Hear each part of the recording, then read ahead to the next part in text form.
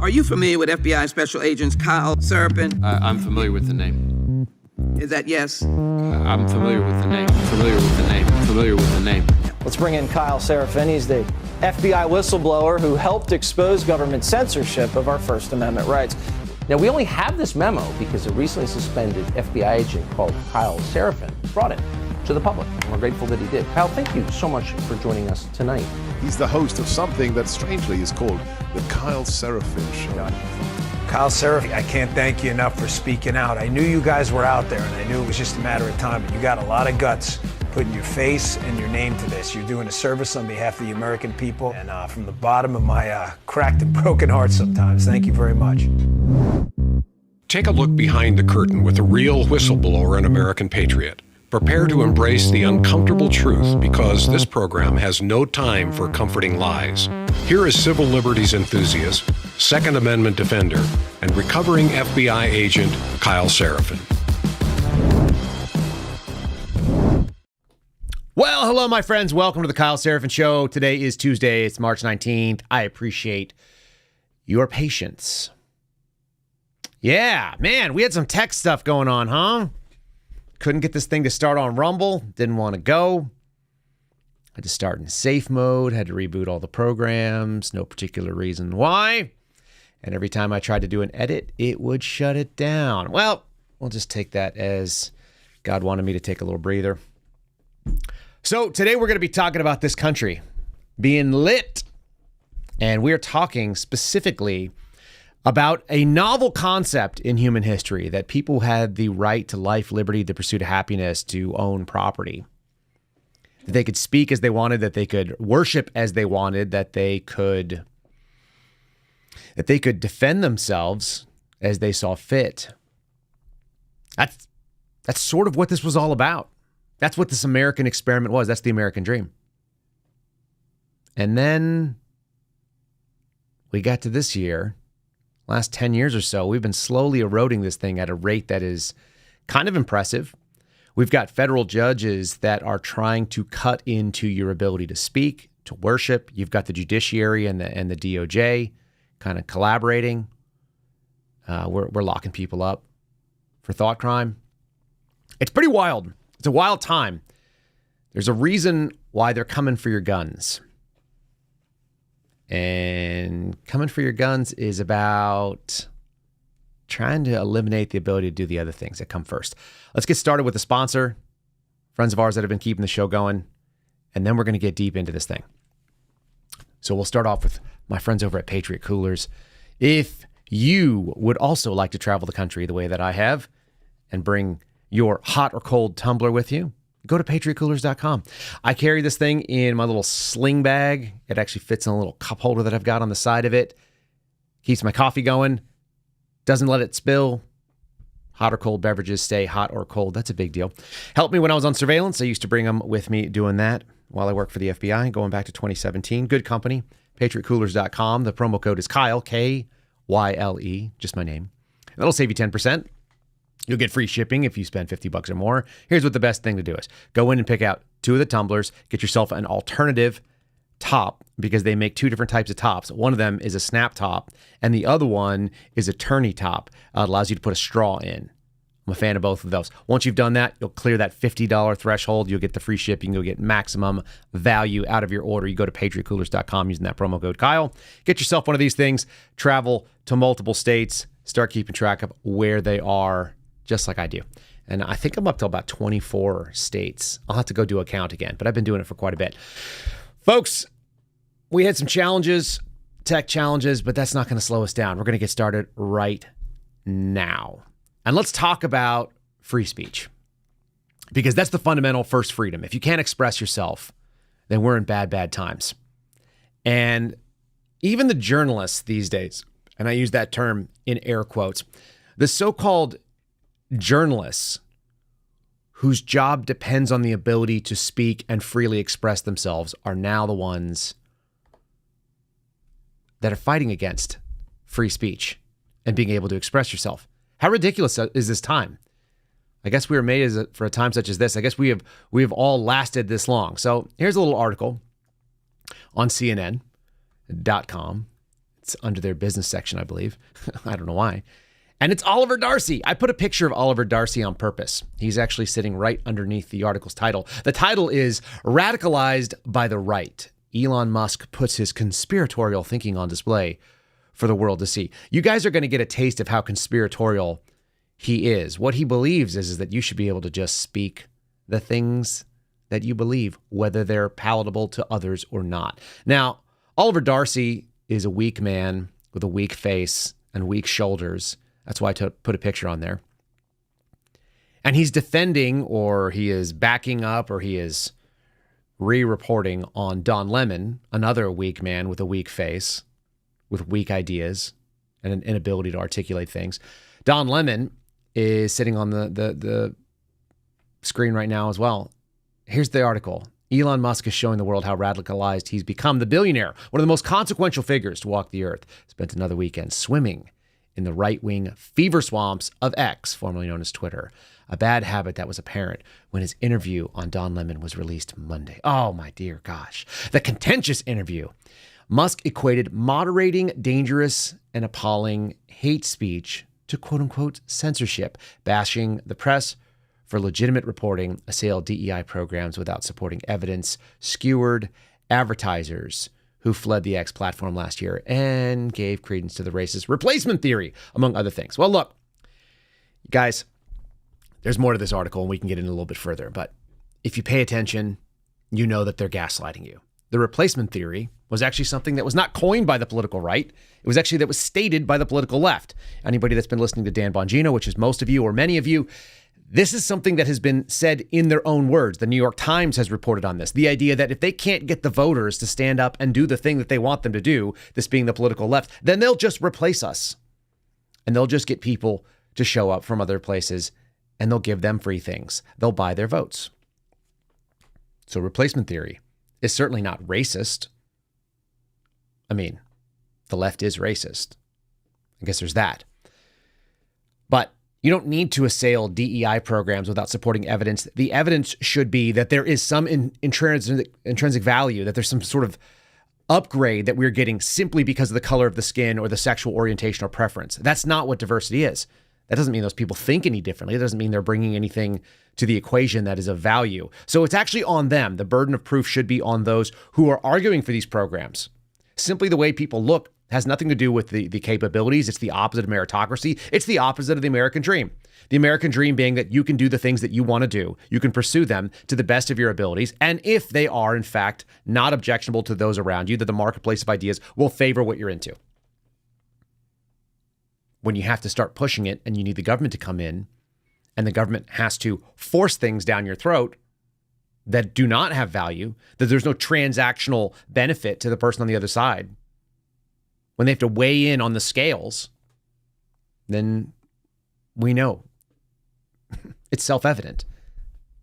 You don't need supporting evidence. In fact, the supporting evidence should be on the DEI folks, and they can't bring it because they're giving people a leg up that don't need it. We talked about it yesterday. We need more women in policing. We want to go from 11% up to 30% women police. Why? Simply because that's what they've decided is the goal. What's the value added? What is the proposition for the taxpayer that increases their capability, that increases their safety, that allows the job that is asked of the police to be done better? There's nothing.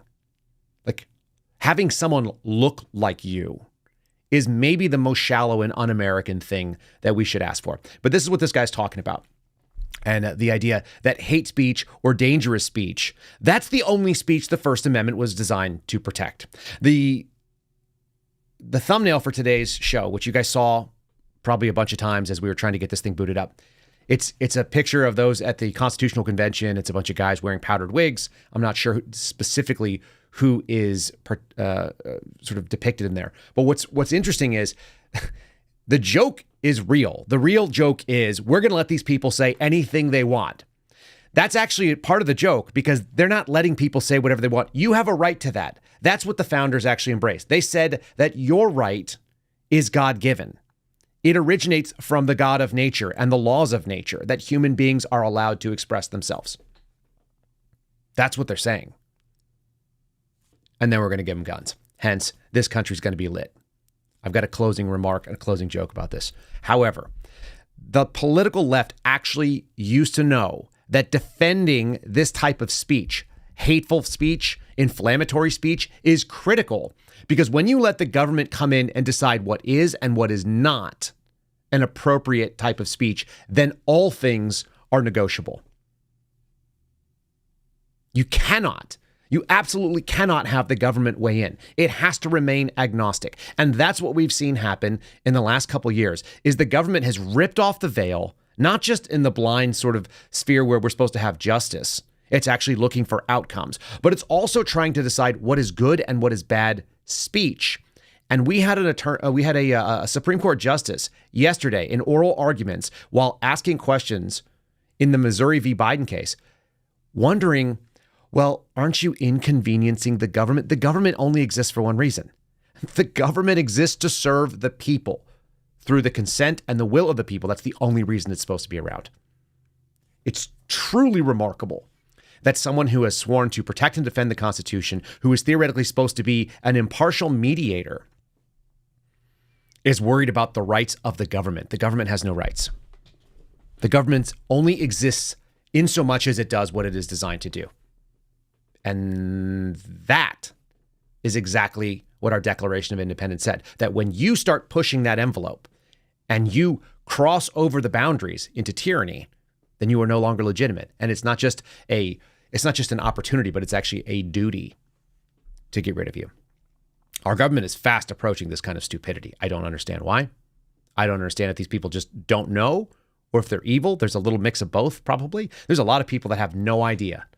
Like that lady on MSNBC we played a little bit ago, who literally said, these Christian nationalists think that their rights come from God and not from the government. Yeah, that's actually what our founding documents and our founding fathers said about this country. That's really what the American experiment is. It's based on fundamental freedoms, which she's so dim she didn't even realize that she was owning herself. So, in any case, let me give you a little taste of this interview because it's contentious. Elon Musk actually says it perfectly. He's an imperfect vessel because even though he's brighter than many, he's not the best at speaking. I don't know if it's the, he has some sort of that social disorder, whether it's autism spectrum type thing. But end of the day, the man says what is true, even if he doesn't convey it perfectly. He's not the quickest on his feet, but he's smarter than the guy he's being interviewed by. And more importantly, he's right. He's actually correct. It's really simple. I don't agree with everything Elon Musk says, but when it comes to free speech, he is correctly nailing that these people want to censor and they don't want to call it censorship. That's why they put it in air quotes in this Oliver Darcy article, which is, it's actually censorship if you stop people from speaking. Here we go. We don't agree on this. Yes, you want censorship and I don't. No, I don't want censorship at all. Yes, you do. No, I want responsibility. You desperately want censorship. No, if I want a censorship... You want censorship so bad you can taste it. No, that's not true. It's not true. I think that there's right and wrong. And I think that when you have a platform that's as big as yours and as powerful as yours and as influential as yours, and you are a person of consequence to the world with what you do, that there is a certain responsibility that goes along with what you have on your platform and what you put out to the world. And I think that's important. You don't see that responsibility? I think we have a responsibility to adhere to the law, and if people want the law changed, they should talk to their elected representative and get the law changed, and then we will adhere to the law. Okay. But if you want us to go beyond the law, that is us deciding to be censors. And I'm against censorship. I'm in favor of freedom of speech. Yeah. And freedom of speech only is relevant when people you don't like say things you don't like. Otherwise, it has no meaning. It is only meant to protect the speech that is inflammatory. It's not about yoga workouts or your gardening ideas or your favorite recipes. That's not what the First Amendment is for. Elon Musk is correct. He's not even born in America, but he knows this. The job of the First Amendment is to say that your ability to express yourself is absolute. I don't like any of the caveats or the carve-outs that our Supreme Courts have come up with to any of the amendments in the Bill of Rights. They were really, really deliberate when they said it. We're going to talk about how a federal judge actually has ruled against 18 USC 922, Section G, allowing illegal aliens to carry guns. I actually agree with that. I actually disagree with every single firearm law that exists. All of them. At a federal level. We're in this really interesting time right now. What has happened is the political left has basically said that the federal government, because they want to federalize everything, the federal government needs to have absolute authority across everything. They call it the Supremacy Clause. It's actually in the Constitution. However, we have something really important that was left in the Constitution as well, the 10th Amendment, which is probably the single most forgotten and the least considered amendment of all. What it said is that anything that is not specifically delineated as a power of the federal government, which is a ton of the stuff the federal government does, everything that is not delineated to the federal government is left to the states and the people. The federal government cannot do gun laws. This judge actually randomly and accidentally did it in a virtue signal towards illegal immigrants or illegal aliens, which is kind of amazing. Okay? However, the problem is they don't get things right because when they're trying to push their ideological bend, Elon's correct. You should get your elected representatives to do the right thing. The problem with our elected representatives is they are not. They don't evenly enforce it.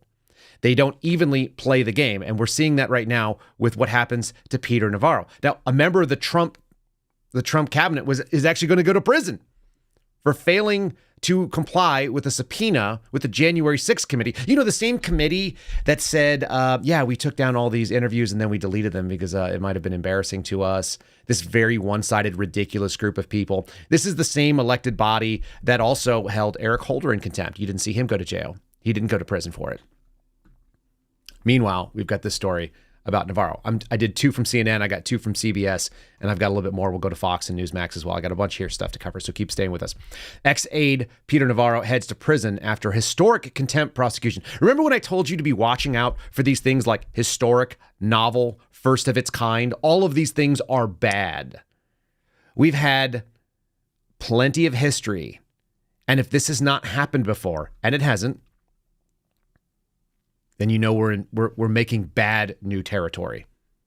It's the same as going after President Trump and raiding the house of a former president. We don't do that in this country until we've thrown out all the standards. And they've thrown out all the standards, which is why they're going and they're trying to push things like censorship. Even historically, the political left knew that censorship was wrong.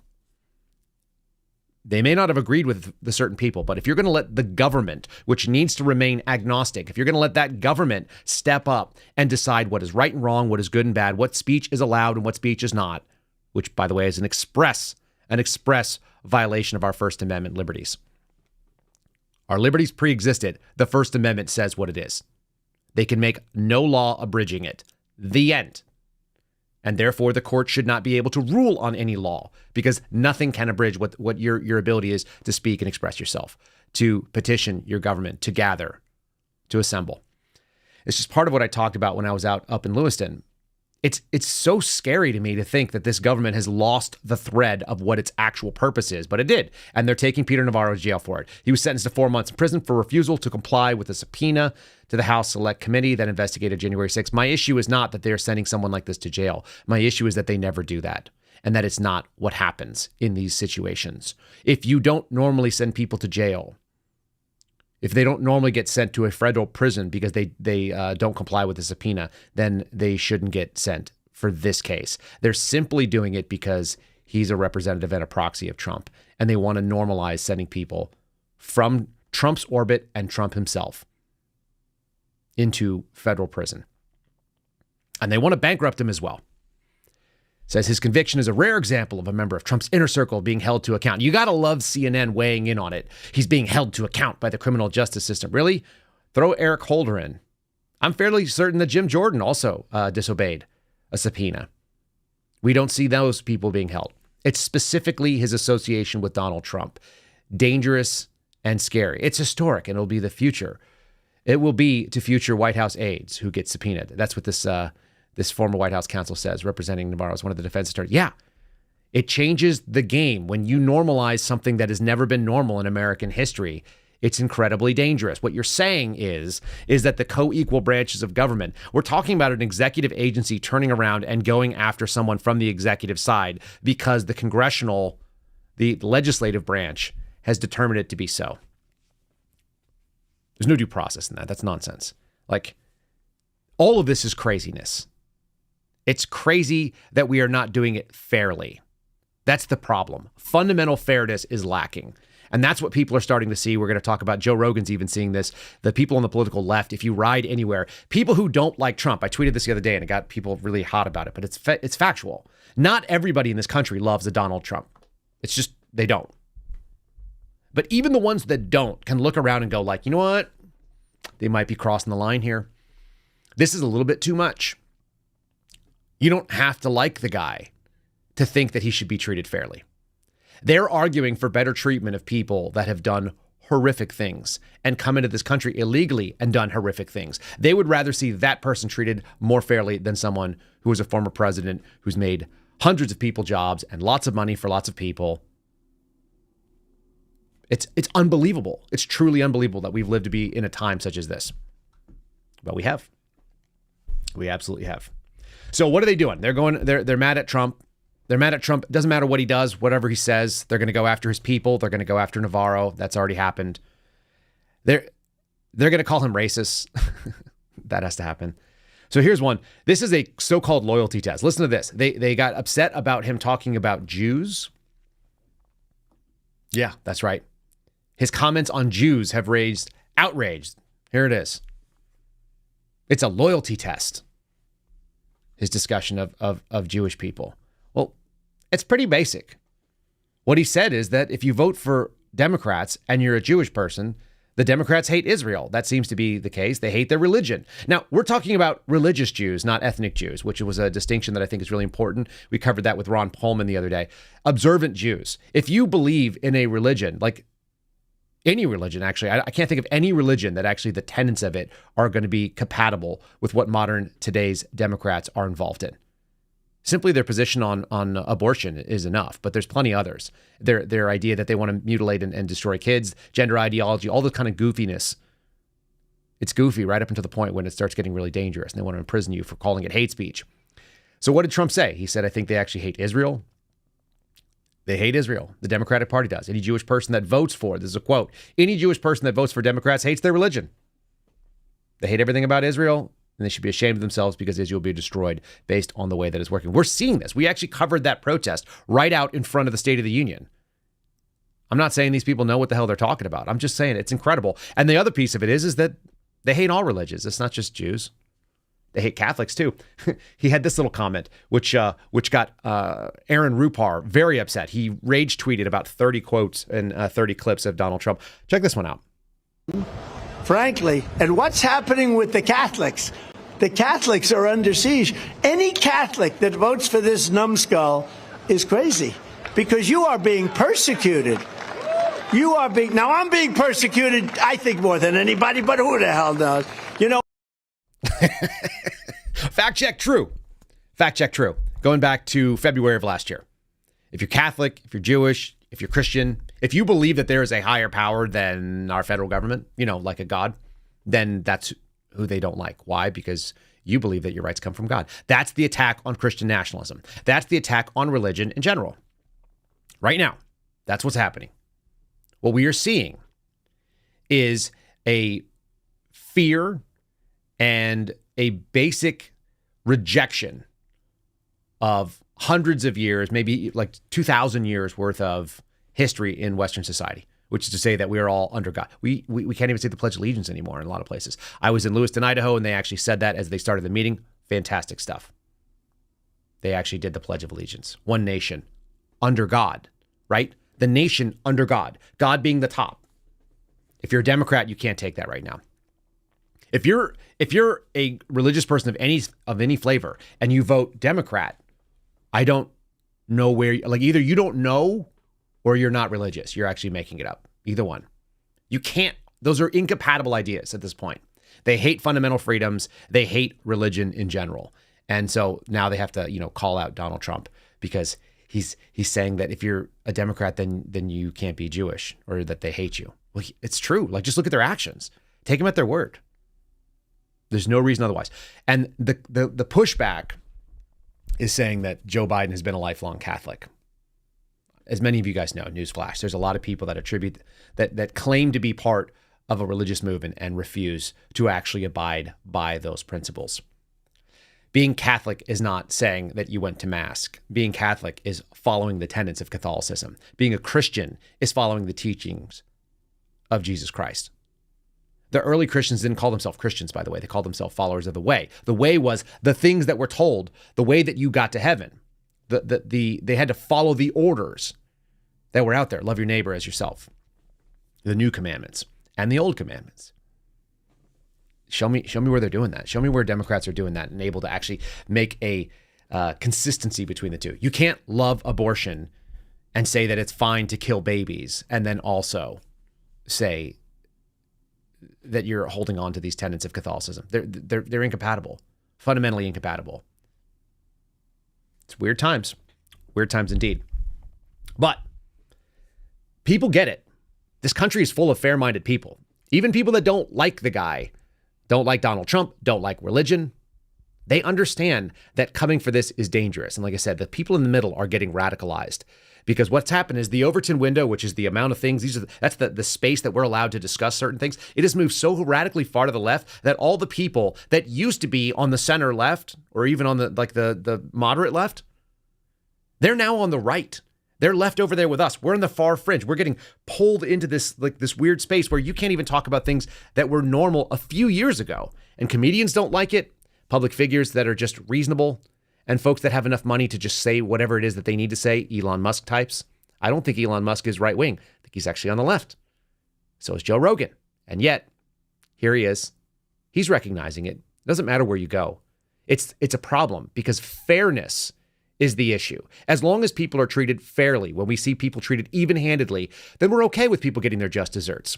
But if you're only going to go after one, if you're seeking out outcomes, which is what we're seeing right now, it doesn't work. It doesn't work in this country. It's against all of the things that we are programmed towards because that was the sort of exceptionalism of America. That even though we've always had corruption, even though we've always had people who had more money, there was always a sense that you kind of mostly got what you earned in this country. That they wouldn't just take it from you. We're going to talk about property in 1 second. Let's do Joe Rogan first. It is kind of crazy how many times they've indicted him. Yeah. It's pretty wild. I mean, I actually hear, I fly a lot, so I'm on planes a lot, and sometimes people talk, and they I've heard several times people are like, well, I'm a Democrat, but I don't, why does this keep happening? It's kind of crazy because it seems like what happens in banana republics. Uh-huh. But just somehow or another it's okay. The exact same thing. Well, because protecting democracy. Well, did you see when that guy from Shark Tank, Kevin O'Leary, when he was discussing this whole thing, is like, you're going to ruin real estate development in New York. People are not going to want to do real estate deals there because this is how they do it. Yeah. When they say my building is worth $400 million, you're supposed to say, no, it's worth $300 million. Here's a loan on $300 million. Like to say that that's fraud when he paid the loans back. Yeah. This is that is like the epitome of what are you doing? What are you chasing? And what have you not chased? What have you not chased down? Can we go over what you have not chased down and you're chasing this down? Is it possible that you're doing this because this guy's running for president? Right. Because it kind of seems like it to the world. Yeah, it looks real. It looks real suspicious. Yeah. It looks real like you're trying to prosecute your political opponents. With these gigantic, Letitia James with these gigantic, I don't even know what it is, a settlement. It's not a settlement. $360-something million. That's insane. It's a lot. We don't have to sit on there too much longer. What do they talk about? The world can see that it's not fair. You're going after people's property, and you're going to stop the ability to develop property, which is what we've talked about 2 weeks ago. We were getting into that. So the guy from Shark Tank talking about if you are going to change the way that the business works, then people are not going to take their business to that state. Okay. Yeah. Let's get into that in just 1 second. Before we do, I want to say, folks, if you haven't prepared, you're in the time. The time is now. Prepare or repair. You can go to 4patriots.com/Kyle. 4patriots.com/Kyle is the landing page to make preparations should something crazy happen around you. It's going to happen. It's pretty much a guarantee this year. The question is, will it be around you? And even if it's not, wouldn't you rather have that sort of security, that safety, get yourself some calories, 72 hours, 1 month, 6 weeks, 6 months, a year. You can do all those different things. You can go to 4patriots.com/Kyle. You can pick up a number of the prepackaged food items they have that are stored. They're storable for up to 25 years, so it doesn't have to happen this year. If it doesn't happen near you, you'll still be able to use them at some point, or you can go camping. It's nice to get outside. You get yourself squared away. They've got all kinds of gear and gadgets. They've also got things like continuity of power, which is to say they've got solar generators. They've got solar battery banks that you can charge your phones. You go to 4patriots.com/Kyle, where you can choose to prepare, or you can wait around and repair. It's not good to repair. It's a lot more expensive. It's a lot more dangerous. Rogan talking about this here, and then they literally cannot take the advice of these types. So here's what you heard. What was that? James Lindsay there talking about how because the threat to democracy, it's right here. This is only from a couple of days ago. MSNBC talking about one lie encapsulates Trump's gravest threat to our democracy. The lie of the righteous insurrection has become central to Trump's effort. Why? Because Trump said that he would free the January 6th hostages. Let's be real clear. Not everybody, certainly not everybody that was arrested for crimes on January 6th is innocent. Some people fought cops. Like, that really happened. There's video of it. Steve Baker has been here and talked about it. There are people that did bad things. The problem is an unfair, one-sided prosecution. It's the same thing we talked about with the Rise Against movement and the ruling that happened out of Los Angeles. A federal judge looked in and said, hey, you can go after these people for being racist and picking fights, but you also got to go after people on the political left that are racist and pick fights. You can't just decide that these people are bad and therefore we are going to weigh the outcomes and put the full force of the federal government into federal prosecutions of only people of one particular political party or one particular political idea. People who favor Donald Trump do not exclusively get to experience the long arm of the law. And that's what's going on because we know it. We saw it. And that's the unfairness. 2020. BLM riots, George Floyd riots. They burned things. They hurt people. You don't have to say that it was a threat to democracy or a threat to our country. I don't think it was. I think it was kind of scary. I moved my entire family across the country. I left the Washington, D.C. area because it looked like we were going to get overrun at some point. And I didn't want to be close to a Capitol that got overrun. I didn't want to get called in to deal with that as a federal agent. And yet, if you don't go after the other side too, like you see this, it's not that there's a lie of a righteous insurrection, because insurrection is bullshit, and that's not what it was. It was a bunch of people that were pissed off, and some of them got out of hand, and they picked a fight with cops, and the cops seemed to have actually responded very poorly, and they had bad training, because the Capitol Police are a mediocre security force. They're security guards that tell people where the bathroom is. They don't put down riots. And they didn't declare it an NSSE, a National Special Security event. There should have been more cops there. There should have been more people, because that's how the federal government handles those problems in Washington, D.C. I only know that because I've done it like 5 times a year for 5 years. I've probably got 20 plus times of dealing with NSSEs. They happen every single year for the State of the Union. They happen every year for the 4th of July. They happen every year for the March for Life. Anytime there's going to be a bunch of people in a contentious way, they put out a ton of people into the crowd. A ton of federal agents go out there and make sure that people's First Amendment liberty to express themselves in a peaceful way is not infringed upon. And that means you get rid of the violent actors in the crowd and you let anybody who says something that's inflammatory do their thing. That's their job. They're allowed to. I've heard people yelling all kinds of crazy stuff outside of the State of the Unions when Trump was there. They didn't shut down the streets. That's actually a crime. You can go to jail for that. They didn't do that. You'll notice that happened on this State of the Union. A bunch of pro-Palestinian protesters didn't go to jail. Mark Naughton was out there covering it for us. You can follow Mark at MarkNaughton9 on Twitter. You can follow him on True Social.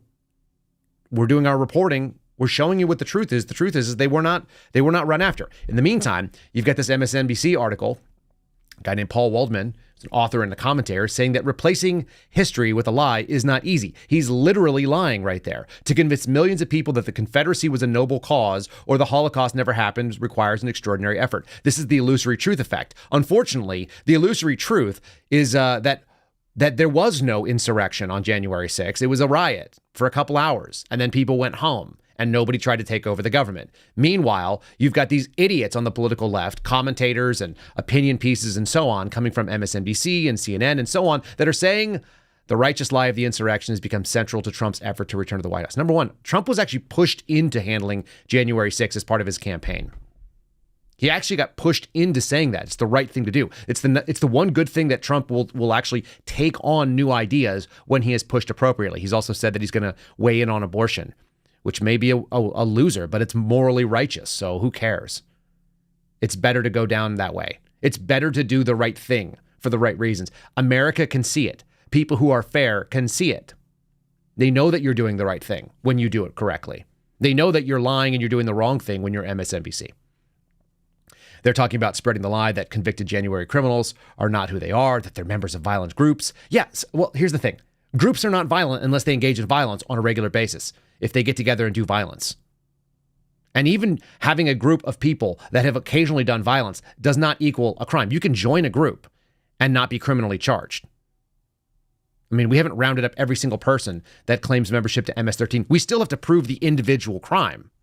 That's part of the gig. It's literally the job of law enforcement to go out and prove individual allegations, and we assume that people are innocent until proven guilty. Unless you're on the political left. So, in the same way they were just talking about property and trying to take things away, Letitia James, these like spurious lawsuits that are going against Donald Trump, like these people cannot handle it. They are so excited about using force of government to come after their enemies. They're gleeful. Look at this little clip right here. I want you to get a taste of it. Joe Rogan literally calls this stuff out. The Joe Rogan clip is from before this little piece from MSNBC aired. Look at the glee on this man's face. He cannot contain himself. They're so happy about the idea of confiscating their political enemies' property.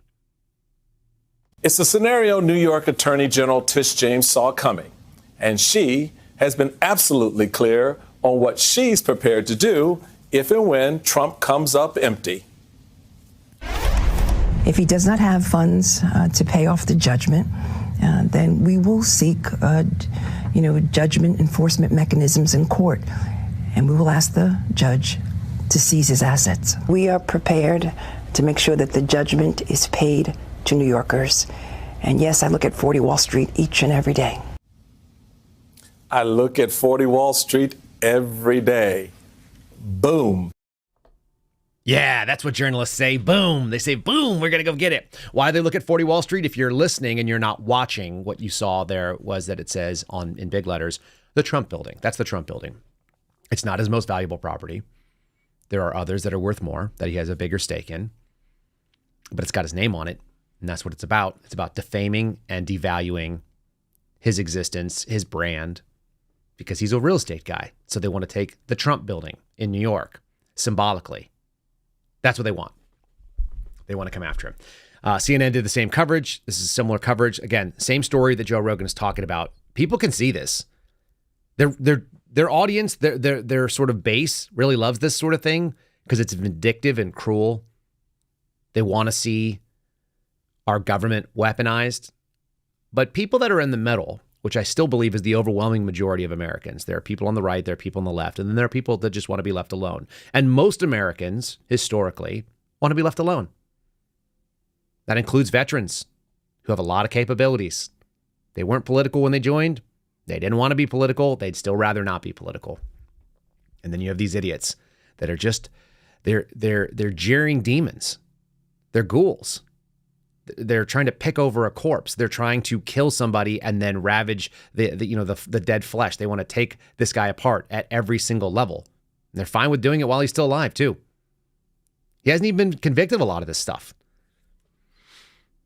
They've mentally convicted him, though, because our rule of law is weak and it's just about favored outcomes because the government has a stake in it. We're going to get there with speech, but let's start with this one real quick. Eric, then the New York Attorney General, Letitia James, a warning for Trump if he was in a situation like this and did not pay up. Here's what she said.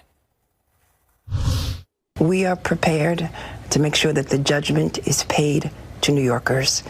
And yes, I look at 40 Wall Street each and every day.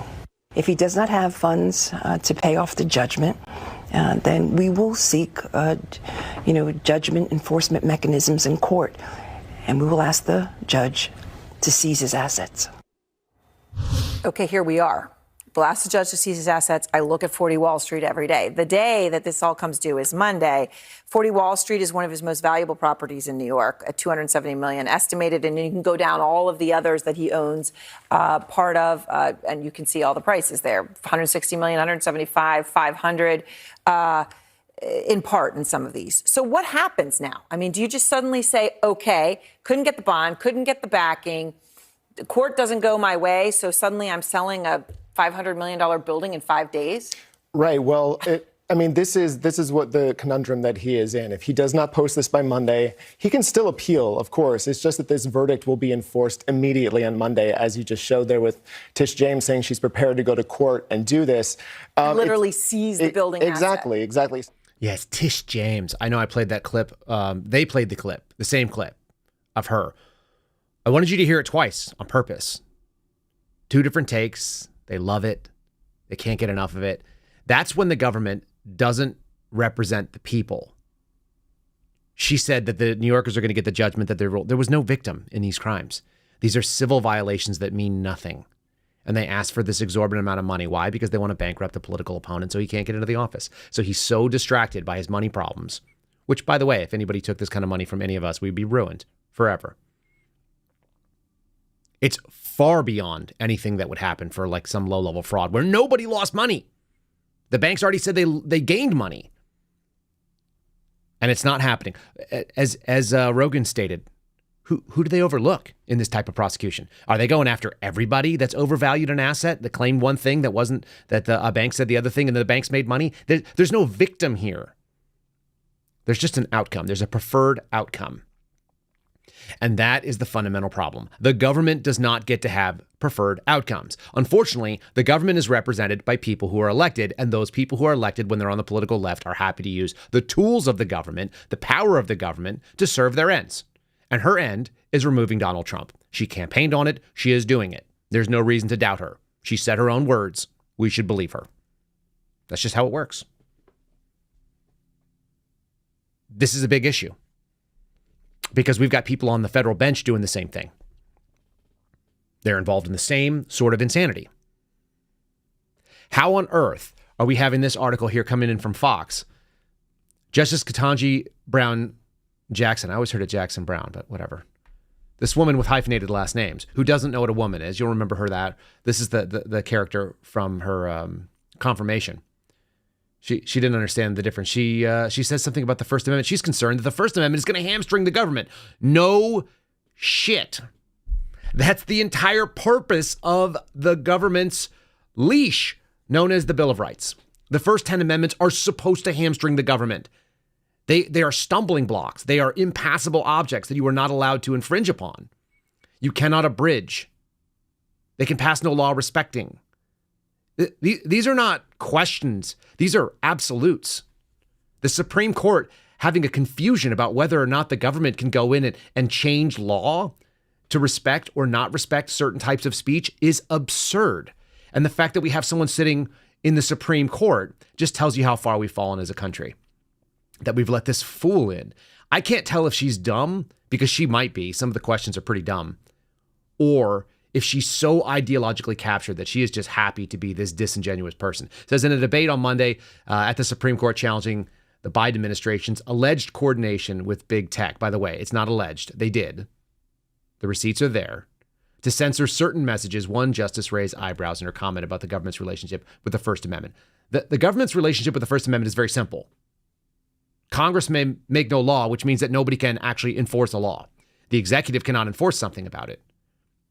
I've got a little clip from her saying this. It'll blow your mind that someone who's sitting on our Supreme Court does it. They're concerned because under the guise of combating misinformation, the same garbage that you heard Don Lemon saying, they're also worried about things like Hunter Biden's laptop or COVID origin stories or the efficacy of face masks or COVID vaccines. You know, the First Amendment apparently doesn't protect you if you have ideas that are contrary to the government's preferred outcome. The problem is the government's job is to serve the people. And the people have various different opinions on things.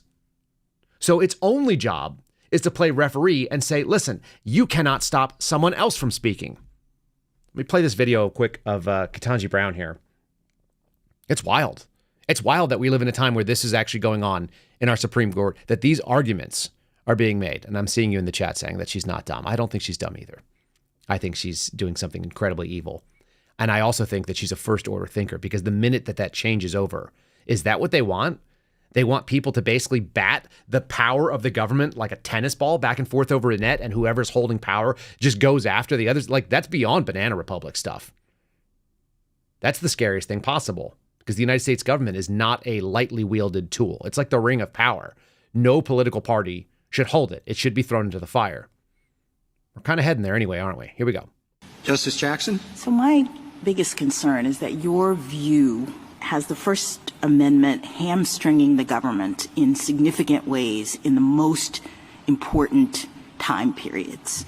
I mean, what would you have the government do? I've heard you say a couple times that the government can post its own speech, but in my hypothetical, kids, this is not safe, don't do it, is not going to get it done.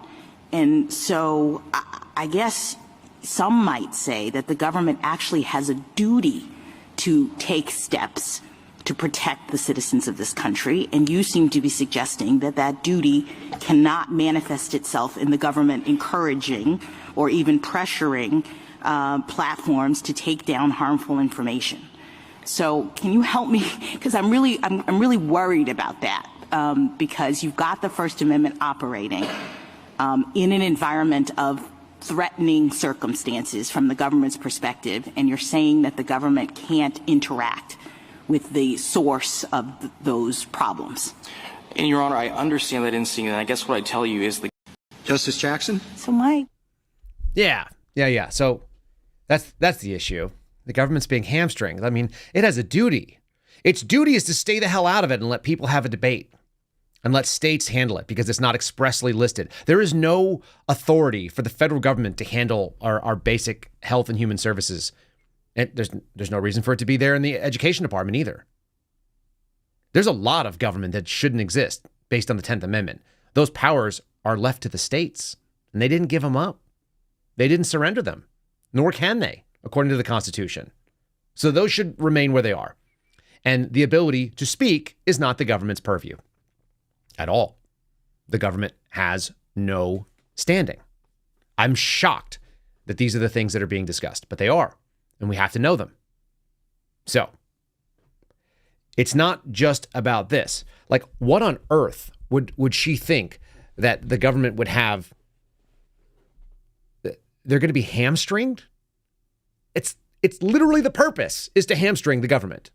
That's what that means. Shall not infringe, shall not be abridged, shall make no law respecting. And it made me think about the earlier comment. That was the Oliver Darcy piece.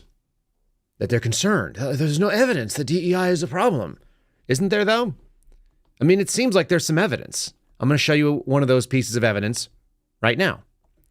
A federal judge has decided, that illegal aliens, people who have come to this country illegally, who have broken our federal law. By the way, I don't agree with that federal law. I don't agree with any federal gun laws. But this woman is a U.S. district judge. Her name is Sharon Johnson Coleman, another black female, which made me start thinking. So we're going to get into that in a second. She ruled on March 8th that this guy who was residing in the United States illegally. Okay, so he broke the law. That's not residing illegally. Even Newsmax is gentle about this. That he still had a Second Amendment right that was violated because prosecutors charged him with 18 U.S.C. 922, specifically Section G5, which I will show on the screen in just a second. But the problem is they said that he's asked a motion to dismiss a constitutional argument against the charge against him of 18 U.S.C. 922. Let's just talk about 922 as a whole. 922 is the federal statute that the government uses to go after people that commit local crimes and then charge them federally. It is the single most commonly charged, easily grabbed statistical accomplishment, the thing that my buddy Steve Friend always goes after. He talks about how somebody did something that was a local crime. They happened to have a gun. They were a felon in possession. That's the biggest one. On a prohibited person, somebody who had been involved in domestic violence, whatever it may be. You pick it. 922G violations are the best way to go and get them charged federally for local crimes, which is to say that the government gets to take credit for local police work and then they charge it up as a statistical accomplishment. This is juking the stats. It's the big tool. I'm sort of fine with this decision, by the way. Prohibited persons, let's throw them all out. You guys want to see what this looks like? How about this? Here it is, 922, unlawful acts. 922 unlawful acts covers the following. Section G, or the prohibited persons clause. And Section G specifically lays out people who have been convicted in any court, a crime punishable of imprisonment to exceed 1 year. That's generally speaking a felon. That's all felonies are over a year. Someone who's a fugitive from justice can't have a gun. Someone who is an unlawful user of a controlled substance. This is the joke about Hunter Biden, by the way, that if they charged him with this, he may end up being, this is a libertarian dream, that people who smoke marijuana shouldn't be prohibited from owning guns simply because they are a user or an addict of a particular controlled substance. Someone who's been adjudicated mentally defective or has been committed to a mental institution. Well, there are people that are committed there that don't want to be committed there, and they shouldn't be, maybe. So that may be an issue. How do we decide mentally defective and whether or not you can defend yourself? Just because you're crazy, does that not mean that people could come after you and try to hurt you? Number 5, this is the one that she went after, who, being an alien, is unlawfully present, is illegally or unlawfully in the United States, except as provided under Section Y2, has been admitted under a non-immigrant visa, blah, blah, blah. Someone who has been discharged from the armed forces in a dishonorable discharge. Should that person lose their gun rights? Because the government came in and said that they didn't serve honorably? Depends on what that was. Maybe not at all. There's no provision in the Constitution that I saw that says that they should be able to remove gun rights from anybody. It shall not be infringed. This seems like an infringement. People who have renounced their U.S. citizenship. Can you imagine this? She just said that somebody who's an illegal alien that is in this country illegally, as highlighted in there in Section 5, that person is entitled to a Second Amendment liberty. But if you renounce your U.S. citizenship, then that's still good. That law is still holding. It also stops people who have been subject to court orders, including things that are like restraining orders for stalking and harassment and threatening and so on. There's all kinds of stuff in here. People who have been convicted of a misdemeanor crime of domestic violence. Like Section G is just all the people. It defines the people that can't own a gun. It's quite interesting. I think that this woman who was accidentally virtue signaling, she's talking about illegal immigration, illegal aliens in this country. Those people are protected. And now we have this weird moment where the gun rights people are actually on the same side as this idiot who's talking about illegal immigrants. I mean, I don't care if he carries a gun, if that's this problem. Throw him out. He doesn't belong in this country. That's the thing. What's amazing is that they stated something that was quite fun. Stated that because of some of the unrest that was going on in this country, because of some of the danger that exists, this guy had a right to defend himself, part of the historical traditions within the United States, even as a non-citizen. They don't take into account the fact that he had committed crimes and had actually come here illegally, even though the federal law expressly states that. So, I mean, what are we doing here? We're looking at people that don't seem to make any bit of sense. And in doing so, it made me wonder, is diversity really our strength? Here's a little fun article. They were talking about the number of black women serving on the federal circuit. I just became curious because I think there's an awful lot of strong decisions where I see black female judges, which is a pretty small segment of the population. It's a really small segment of lawyers I've seen. Why do we have so many black females that are involved in judicial work right now? Are they the most competent? Is it meritocracy? Have they arisen to the top because they're the hardest workers and they're the most intelligent? They're the best and most capable jurists? Or are we seeing a push specifically by groups like this, the Leadership Conference on Civil and Human Rights, stating explicitly that they are trying to push it forward? They tweeted out, in our nation's history, only 17 black women have ever been confirmed to the federal circuits. And then we find out that was before Biden got involved. Now they say historically 98 women have been confirmed as lifetime federal judges, 35 of which have been appointed by the Biden administration. That's a really big number, by the way. 35% of the total number of female black judges on the federal judiciary were brought in by the Biden administration. 35% in all the history of our country. What the hell are we doing? Why? Are they the best? There's no argument, by the way. There's no argument that it's about competency. Like, I read this whole article. It doesn't say anything about it. They just said we need more. We're pushing for more black women because no particular reason. Maybe they're really good. The sad thing is there's some that are probably really good jurists that are excellent judges. I have to believe there are. What's crazy is they're all going to get smeared with the same thing. That's what DEI does. DEI, the diversity garbage, all it does is it takes people that are competent and it reduces them to their racial quota. And we all look at them a little bit more suspect. You see a black pilot right now, are you thinking like, yeah, that's probably the best pilot out there? I used to not even see that it was a black pilot. It was just like a dude who's sitting up in the front seat. I don't care. Or a female.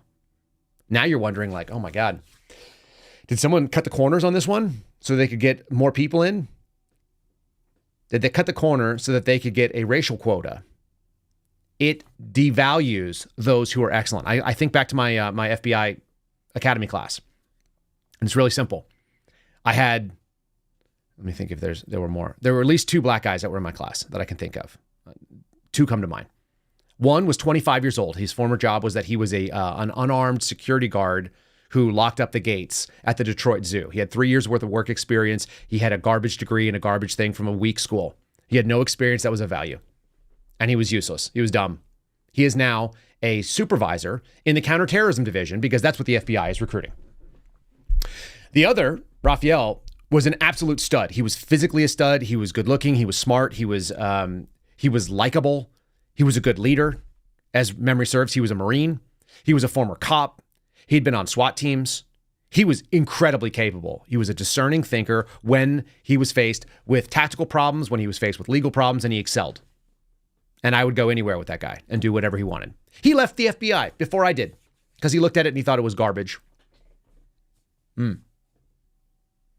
He thought it was garbage and he left. And the guy that was terrible is now a supervisor that pursues Americans in the counterterrorism division, which is the same division that was going after Catholics and the same division that has basically called out people for their speech. Just think about that for a second. Diversity is definitely not our strength. We all know that, but the danger of it is actually quite incredible. And they're not just going after speech.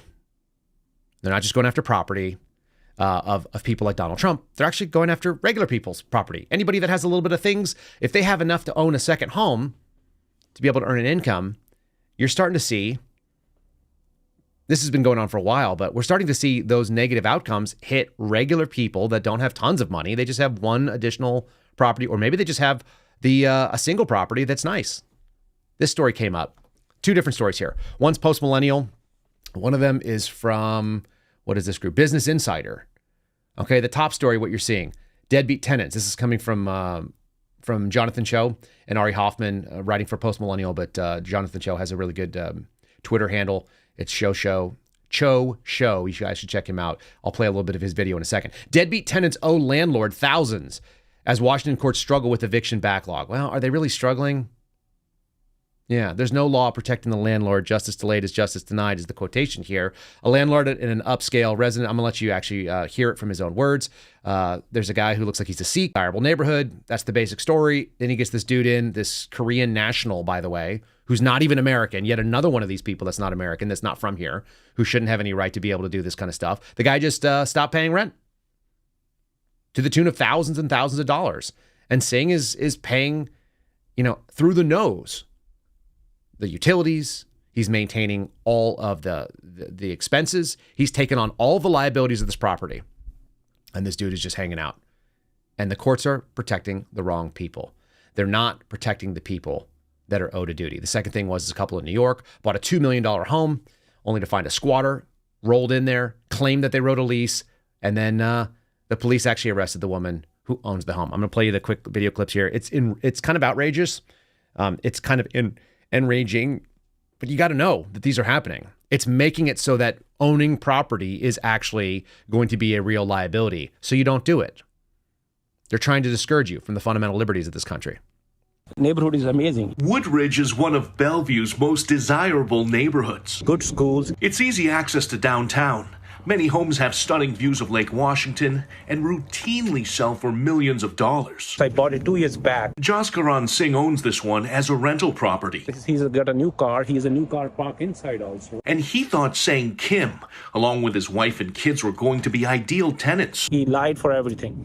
He lied? Yes. That is until the Kims allegedly started skipping out on rent. He's simply exploiting the system.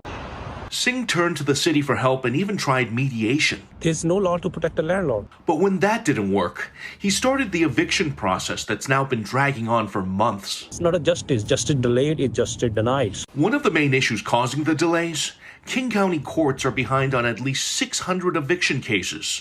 In this joint investigation, KVI Radio's Ari Hoffman and I took a closer look at what's causing this backlog. Judges and commissioners in other counties like Kitsap are openly mocking King County. William Shadbolt is with the Washington Business Properties Association. He says state law clearly shows eviction cases must be prioritized over other civil matters, and hearings must be granted within 30 days. They should be clearing this backlog of eviction cases that they created. Shadbolt says the system is broken and there's no accountability. Somebody will file a lawsuit that may force the issue. We reached out to King County courts for comment on the delays. A spokesperson. There's plenty more of that. You guys can watch it. Like I said, go to Cho Show. It's CHOE Show on Twitter. It's at Cho Show. And does a great job. This is like a 5 or 6 minute video, so there's more to it. What's also interesting is this guy's done this before. He's a serial squatter. He's a serial scam artist. And our leftist governments, the leftist state governments, have actually leaned that way in the same way that New York does. And here's a video from New York. Same exact kind of problem, same exact expectation that you're going to protect those who have the least standing. Look, America's all about protecting the little guy. But it's not about protecting the little guy when he's wrong. And it's certainly not supposed to be about those who pay for the government don't get actually access to the government services. Here we go. You're be trying to steal my house. Yes, you are. How about that? A squatter standoff. A property owner confronts a group of people she says moved into her $1 million home in Queens, and our cameras were rolling as dozens of officers showed up. Several people were taken away in handcuffs, and one of those arrested may surprise you. Investigative reporter Dan Krauth joins us now with more on what happened. Tell us, Dan. Well, this is a very big growing problem. I received dozens of tips from viewers about this in just the past week. I went to do what I thought was going to be a routine interview. Instead, we capture what police and property owners are dealing with on a daily basis. I have video of you. Who are these people? Figure out the situation. Yeah, but they're in my house, man. Relax. No. To understand how this day ended, We need the police right away. with multiple 911 calls and arrests, we have to start at the beginning. Adele, the hardest question is, how do you say your name? We met Adele Andaloro outside the home her parents left her in Flushing, Queens. She's in the process of selling it. No, he locked it. But she's been locked out. She claims squatters moved in on February 6th and refused to leave. What's it like being here knowing you can't go inside of your own home? It's enraging. It really is. In New York, squatters have rights after 30 days. By the time that someone does their investigation and they do their work and their job, we'll be well over the 30 days, and this man will have stolen my home. And now she's back. Just after wrapping up our interview, a woman showed up. What are you doing in the house? Are you renting this house? Why are you here? She unlocked the front door, saw our cameras, and took off. It's open. Let's go in the house. It's open. Adele and her daughter, with the property deed in hand, went inside. This is my furniture. These are my curtains. She didn't just find her belongings inside. There's a man sleeping right there. Get out of my house. She found 2 men. How long have you lived here? I moved in about 2 days ago. They've called the police on me, and I've called the locksmith. I didn't come in illegally. The door was open. Police started interviewing neighbors and looking for documents. Do you have something that shows that you've been here for more than 30 days? They took the man who told me he had been renting for 2 days out in handcuffs They got one out. and escorted the other guy off the property. Now you're afraid to come out. I'm not coming out. This house is empty. This is my home. My locksmith is on the corner waiting to change my locks. And that's not fair. It's not fair that I, as the homeowner, should be having to go through this. How you doing? Minutes later, a locksmith showed up, but police gave her a warning before they left. I may end up in handcuffs today if this man shows up here and says that I have illegally evicted him. I said to them, let him take me to court the way I've been told to take him to court. But today, I'm not leaving my house. Less than 10 minutes after police left and the locks were changed, That's not going on. the man who claims to be the one actually leasing the house shows up. Call the police again. With the other guy, police took off the property. Do you see this? This guy just literally broke down my door, broke through myself and my daughter to get in here. This guy just forced himself into my house. No, he did not. Yes, he did. No, he didn't. And so did you. You broke through the front door. Officer. The man called the police on her. So why is it that I have to leave and he doesn't have to leave? Because technically he can't be kicked out. We need to go to court. They consider Did you just hear all that? They arrested her. Yeah. For her own house. We're living in wild times, folks. We're living in truly, truly wild times. And part of it is attempting to keep people from those fundamental liberties. Speech, the right to express yourself, the right to live freely, and the right to property, which is why this country was founded. Pretty incredible. It's beyond most of us being able to comprehend. And what used to keep people honest was the press, which is the group that would speak and say things correctly, that they would say what was true. Check this out, because this came up the other day over the weekend, and I decided I'm finally going to cover it as well. TikTok influencer stormed the Capitol during the insurrection, blah, blah, blah, blah, blah. Placed on U.S. terror list after being hunted by the FBI. Okay. I don't know that all that's true. And then they quote Kyle Seraphin. We know that guy. We know a little bit about what Kyle Seraphin says, former FBI agent. Said the documents suggest the young man has been placed on the domestic terror list under Section 266 of the Comprehensive Counterterrorism Act, giving authorities broad powers to surveil him. Yeah, except I didn't say that. Except I've never said that. I've never cited the Comprehensive Counterterrorism Act, not in my entire life. I had to go look up what it was. I don't know what it is. And I certainly didn't cite that somebody was going to be surveilled based on that. I don't make opinions based on things that are false. We had a Daily Mail reporter whose name was, what is his name? I think I just have it up here. His name is Josh Boswell, a clown, called me up out of nowhere. And he said, hey, I'd like to interview you. He left me a voice message. He sounded like a Brit. He sounded like someone that I don't know. I didn't give my information to a Josh Boswell. I don't know who did. It turns out that the idiot TikTok influencer actually did. A guy from Marco Polo, whose name I'm more than happy to release, which actually, if you want to read the threads from Trevor Aronson, calls out properly. And then they quoted me. And you know what they did? He said, I said, hey, dude, I never said that to you. I've never spoken to you. I didn't give you a statement. That's why there's no quotes in there, by the way. It's just paraphrasing. And he said, well, you did have this exchange with my source. So that's someone I'll never speak to again, number one. So Marco Polo can go F themselves. But this is kind of amazing. What I said is they have parallel 266 cases. 266 is the FBI's internal code for domestic terrorism investigation. There's all kinds of different 266 cases. They have nothing to do with whatever section 266 of some law that I've never heard of. They're internal alphanumerics. They're used to be able to tag our time codes in the FBI. I have no idea where that guy got that 266 thing. They are just making this shit up. And I'm a little bit heated about it because it calls into jeopardy like your reputation when someone quote unquote quotes you and literally makes it up out of whole cloth. So that's the danger. But guess what? He has a freedom of speech. Someone's like, you should sue him. I'm not going to do that. I'm just going to tell you that I'm going to use my own speech. My own speech is, this guy's a moron. Josh Boswell's a fool. He's a trash journalist. It would be a yellow journalistic piece, completely made up. The Daily Mail is tabloid. It's garbage. And Marco Polo is trash. The people who did it. They've done some decent work. But the people that work there or that are part of it are idiots. So let's just call it what it is. The fact of the matter is, this country was founded on some freedoms. We have them. We need to use them. We'd be foolish if we didn't. Let me give you guys a little taste, a little heading out. We have about 90 seconds of sanity from a comedian. He actually makes a different point later on. But this part that's funny, it's the true part. When he starts getting political, he's stupid. But let's just run like a couple of seconds to get our Second Amendment. It's what keeps it all working. Yes, they said you have the right to express yourself, that you have the right to practice your religion, and you better get a gun.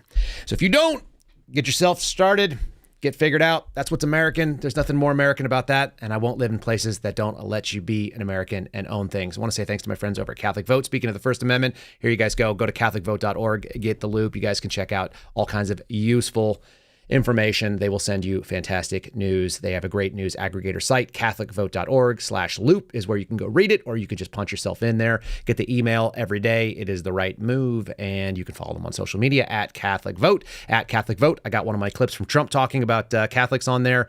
Solid work by those folks. Their social media team has stepped up the game, and their email team is really good. The Loop and Catholic Vote on Twitter and on True Social, on Facebook, if you guys are one of those types of people, and on Instagram and so on. Make sure you are following them. They are one of our big sponsors, and they are going to be doing something kind of new with us. We're going to get something setup. I don't want to talk about it just yet, but you can see that the background is changing slowly behind us. I've picked up some different microphones. We got a little bit of different formats going to come out with the folks over at Catholic Vote. That's coming soon. And I'll just throw this on there. I'm not sure if they're going to be back with us for next month. I understand that, but contingencymedical.com. You guys can go to contingencymedical.com and buy one of their products. I do appreciate their sponsorship. I really appreciate them taking a risk on us. And I carried their Contingency Medical Pack when I went to Idaho. I do not want to get sick on the road. I didn't need it. Luckily, that's what a contingency is. That's why you carry a gun. It's not that you think you're going to use it. It's that you just, in case you need to, you got it. I carried a pack of antibiotics just so I didn't get sick while I was traveling all around Montana and Idaho, and I recommend you guys get one as well. Go to contingencymedical.com, use the promo code Kyle so they know that we sent you, KYLE. It'll save you $10 at checkout, which is not nothing, but more importantly, you will get an outstanding product. It is a really nice little case. It fit easily into my carry-on, and you know what? If you are sick, when you're on the road, there's literally nothing better than knowing that you don't have to go and find a doctor. You've already done the doctor thing. So go check out the doctor first. Go to contingencymedical.com, put in your medical history, upload it, and then pick up a pack of, I think it's like almost like 7 or 8 different weeks worth of week-long courses of antibiotics. Definitely worth your time, and you will be glad you did. The minute that you get sick, it'll be worth every single penny because you don't have to go to a doctor right when you feel terrible. It's the worst time to go to a doctor. I actually remember going to a doctor once when I had pneumonia.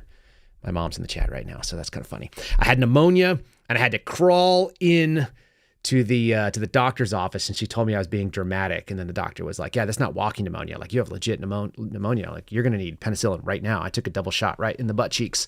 I felt better the next day. Would have been better if I could just take drugs while I was at home when I started feeling bad, but I was a teenager and that technology didn't exist. That was before the internet, folks.